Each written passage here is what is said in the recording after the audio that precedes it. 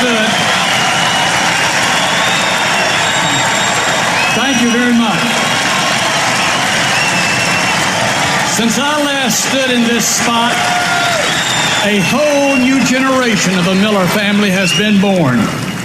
4 great-grandchildren. Along with all the other members of our close-knit family, they are my and Shirley's most precious possessions. And I know that's how you feel about your family also.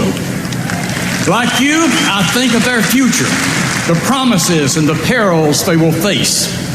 Like you, I believe that the next 4 years will determine what kind of world they will grow up in. And like you, I ask, which leader is it today that has the vision, the willpower, and yes, the backbone to best protect my family? The clear answer to that question has placed me in this hall with you tonight, for my family is more important than my party.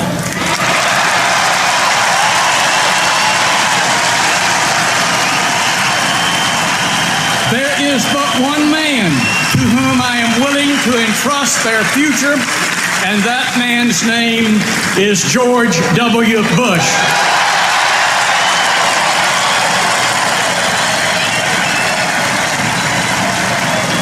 In the summer of 1940, I was an 8-year-old boy living in a remote little Appalachian valley. Our country was not yet at war, but even we children knew that there were some crazy men across the ocean who would kill us if they could. President Roosevelt, in a speech that summer, told America, all private plans, all private lives have been, in a sense, repealed by an overriding public danger. In 1940, Wendell Willkie was the Republican nominee, and there is no better example of someone repealing their private plans than this good man. He gave Roosevelt the critical support he needed for a peacetime draft, an unpopular idea at the time. And he made it clear that he would rather lose the election than make national security a partisan campaign issue.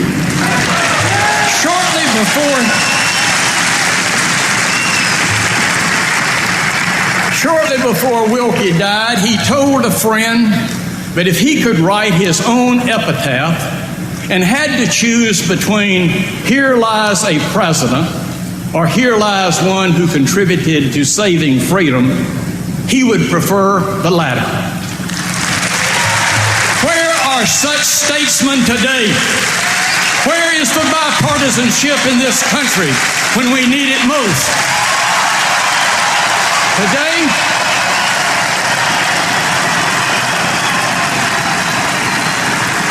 at the same time, young Americans are dying in the sands of Iraq and the mountains of Afghanistan, our nation is being torn apart and made weaker because of a Democrats' manic obsession to bring down our commander-in-chief. What has happened to the party I've spent my life working in? I can remember when Democrats believed it was the duty of America to fight for freedom over tyranny. It was Democratic President Harry Truman who pushed the Red Army out of Iran, who came to the aid of Greece when communists threatened to overthrow it, who stared down the Soviet blockade of West Berlin by flying in supplies and saving the city. Time after time in our history, in the face of great danger, Democrats and Republicans worked together to ensure that freedom would not falter. But not today. Motivated more by partisan politics than by national security, today's Democratic leaders see America as an occupier, not a liberator. And nothing makes this Marine madder than someone calling American troops occupiers rather than liberators.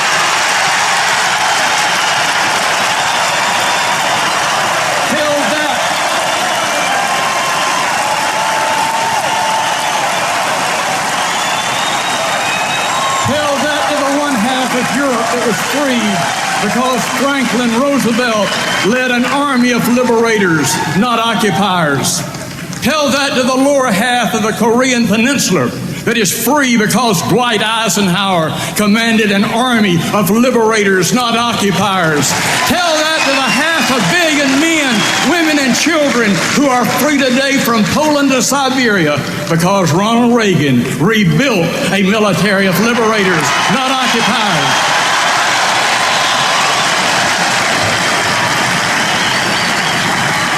Never in the history of the world has any soldier sacrificed more for the freedom and liberty of total strangers than the American soldier. And our soldiers don't just give freedom abroad, they preserve it for us here at home. For it has been said so truthfully that it is the soldier, not the reporter, who has given us the freedom of the press. It is the soldier, not the poet, who has given us freedom of speech. It is the soldier, not the agitator, who has given us the freedom to protest. It is the soldier who salutes the flag, serves beneath the flag, whose coffin is draped by the flag, who gives that protester the freedom he abuses to burn that flag.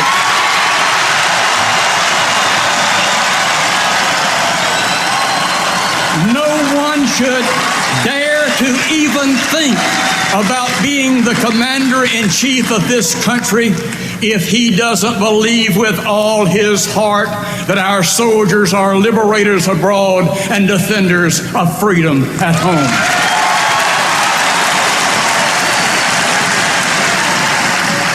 But don't waste your breath telling that to the leaders of my party today. In their warped way of thinking, America is the problem, not the solution.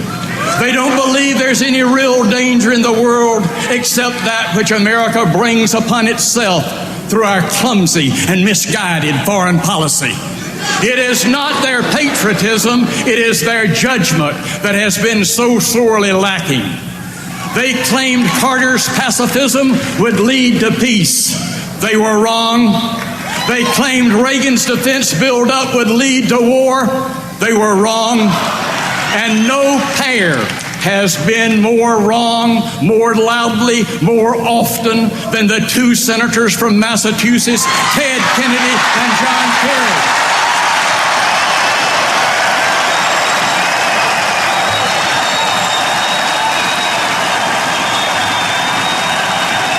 Together, Kennedy and Kerry have opposed the very weapon systems that won the Cold War and that are now winning the war on terror.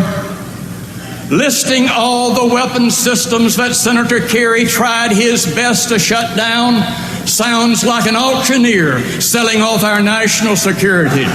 But Americans need to know the facts. The B-1 bomber that Senator Kerry opposed dropped 40% of the bombs in the first 6 months of enduring freedom. The B-2 bomber that Senator Kerry opposed delivered airstrikes against the Taliban in Afghanistan and Hussein's command post in Iraq.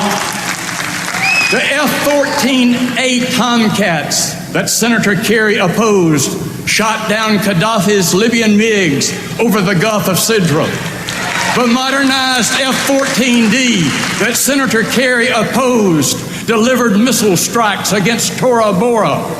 The Apache helicopter that Senator Kerry opposed took out those Republican Guard tanks in Kuwait in the Gulf War. The F-15 Eagles that Senator Kerry opposed flew cover over our nation's capital and this very city after 9/11. I could go on and on and on against the Patriot missile that shot down Saddam Hussein's Scud missiles over Israel, against the Aegis air defense cruiser, against the Strategic Defense Initiative, against the Trident missile, against This is the man who wants to be the commander-in-chief of the U.S. Armed Forces. U.S. forces armed with what? Spitballs?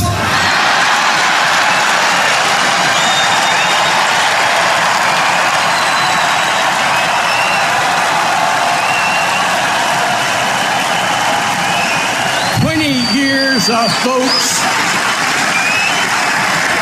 20 years of votes can tell you much more about a man than 20 weeks of campaign rhetoric.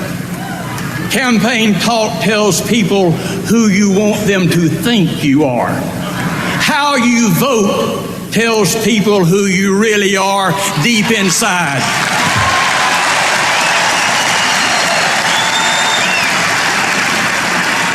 Senator Kerry has made it clear that he would use military force only if approved by the United Nations. Kerry would let Paris decide when America needs defending. I want Bush to decide.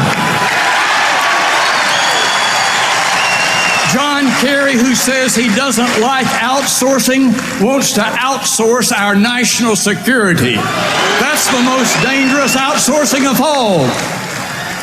This politician wants to be leader of the free world.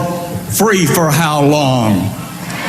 For more than 20 years, on every one of the great issues of freedom and security, John Kerry has been more wrong, more weak, and more wobbly than any other national figure.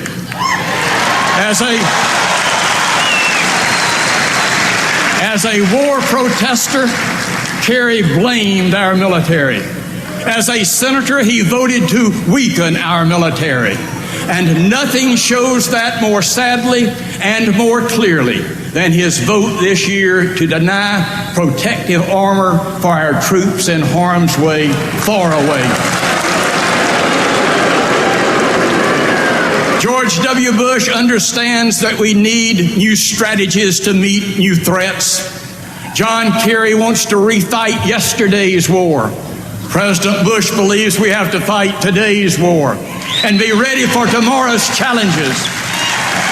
President Bush is committed to providing the kind of forces it takes to root out terrorists, no matter what spider hole they may hide in or what rock they crawl under. George W. Bush wants to grab terrorists by the throat and not let them go to get a better grip. For John Kerry, they get a yes, no, maybe bowl of mush that can only encourage our enemies and confuse our friends. I first got to know George W. Bush when we served as governors together. I admire this man. I am moved by the respect he shows the First Lady, his unabashed love for his parents and his daughters, and the fact that he is unashamed of his belief that God is not indifferent to America.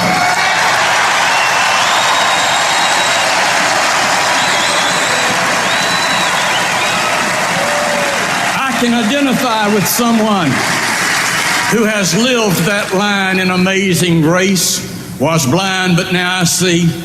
And I like the fact that he's the same man on Saturday night that he is on Sunday morning.